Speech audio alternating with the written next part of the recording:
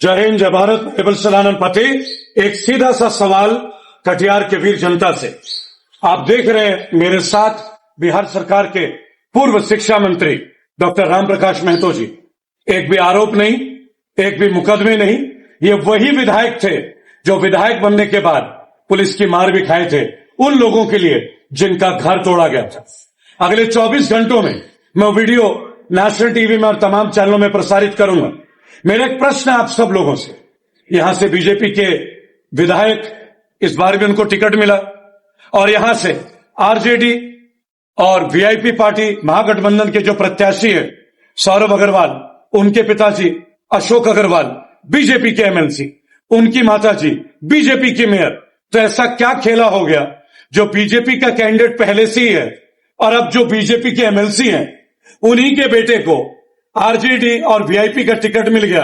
तो कटिहार की जनता को शायद ये बात बहुत अच्छे से समझ में आ जाएगी कि दिस इज बीजेपी बनाम बीजेपी, जबकि सुरक्षित साफ छवि हमेशा लोगों में रहे, शिक्षा जगत की बात करने वाले, क्राइम से दूर रहने वाले, हमेशा कटिहार की बात कहने वाले, कटिहार के लिए प्रश्न उठाने वाले मेरे दाहिने साइड डॉक्टर रामप्रकाश महतो जी। ये तय आपको करना है, हम क्रिमिनल की बात नहीं करेंगे। रेबल फाउंडेशन के करोड़ों लोग जहां अपना स्टैंड लेते हैं वो चरित्रवान व्यक्ति के साथ खड़े होते हैं, ये आप जानते हैं। मुझे बात मालूम है और बड़ा गर्व से मैं कह सकता हूं 0% क्रिमिनल केसेस हमेशा कटिहार के लिए। कभी कटिहार छोड़ के पटना नहीं गए इलेक्शन लड़ने। सोचिएगा, एक एमएलसी का बेटा, बीजेपी के एमएलसी अशोक अग्रवाल, उनके बेटे को टिकट, मेयर है उनके बेटे को टिकट, वो भी बीजेपी से, और उस पार्टी से टिकट जिनको आप लोग चारा चोर बोलते हैं। तो भाजपा के जितने लोग हैं, इस बार मैं जानता हूं आपका वोट भी इधर ही आएगा, क्योंकि चाहे भाजपा का हो, चाहे भारत के किसी कोने का हो, चाहे कटिहार का हो, लोग स्वच्छ छवि के लोग को पसंद करते हैं। यहां कोई धर्म की बात नहीं, यहां रिलीजन की बात नहीं, जात पात की बात नहीं, लेकिन एक बात हमेशा देखा जाएगा, किसने सबके लिए बात की, किसने सर्वजन सर्व सुखाई के ऊपर बात की। जब हम कटिहार में रहते हैं तो हमें सबकी बात उठानी होती है।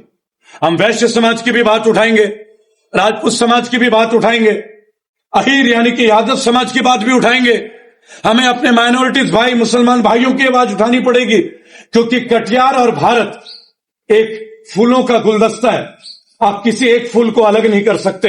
यही तो भारत की पहचान है, विविधता में एकता। मैं गर्व से कहता हूं, मेरे ज्येष्ठ भाई पूर्व शिक्षा मंत्री डॉक्टर रामप्रकाश महतो, जिन्होंने अपने जीवन के, सार्वजनिक जीवन के 50 साल कटिहार के लिए दिया, आज तक एक भी क्रिमिनल केसेस नहीं। ये आपको तय करना होगा कि मां मेयर, बाप एमएलसी और बेटा भी। तो एक काम करो, अगली बार उनके बहू पोते, मतलब और तो कुछ बात नहीं रह जाएगी। एक तरफ भाजपा को आप सुनते थे परिवारवाद के विरुद्ध, आप ही लोग सुनते थे, तो और कुछ कहने की मुझे आवश्यकता नहीं। और एक तरफ एक ऐसे विधायक जो उप मुख्यमंत्री बने, उसके बाद उप मुख्यमंत्री का पद छीन गया। क्यों छीन गया इलेक्शन जीतने के बाद, ये प्रश्न कीजिएगा। मैं गर्व से कह सकता हूं आप सबके बीच, रेबल सदानंद पति और रेबल फाउंडेशन, मैं अपना एफिडेविट देने के लिए तैयार हूं। ये मैं कटिहार की जनता से विनम्र निवेदन कर रहा हूं और अपील कर रहा हूं। देश भर में अगर हम लोग सच्चाई के लिए आवाज उठाते हैं, हर पीड़ित के लिए, पैरामिलिट्री के लिए, हर एक के लिए आवाज उठाते हैं, इस बार कटिहार के वीर जनता के लिए मैं एफिडेविट दे सकता हूं। आप डॉक्टर रामप्रकाश महतो जी को विधानसभा पहुंचाएं। आपकी कोई भी परेशानी हो, उसे विधानसभा में उठाया जरूर जाए, जरूर उठाया जाए। ऐसे कैंडिडेट को अपना बनाएं जो कैंडिडेट आप ही का है। शिक्षक हैं, प्रोफेसर हैं, डॉक्टर हैं, समाज सेवी है। मैं एक सोशल एक्टिविस्ट हूं, मैं पॉलिटिकली मोटिवेटेड नहीं होता मैं पॉलिटिकली मोटिवेटेड। एक ऐसे व्यक्ति का जीवन को देख रहा हूं जो अपने बच्चों को पढ़ाता है। 10,000 से ज्यादा बच्चे पढ़ा दिए, उनके मैसेज आ रहे हैं मेरे पास, sir we are very happy, रेबल सर आप यहां पे आए हैं, प्रोफेसर साहब को इस बार लेके आना है विधानसभा। क्यों लाना है? ताकि ये पूंजीपति, ये बाप बेटे टाइप सरकार ना हो। यहां आपका बेटा ही विधानसभा पहुंचे, नेता बन के नहीं, आपका बेटा बन के। वंदे मातरम।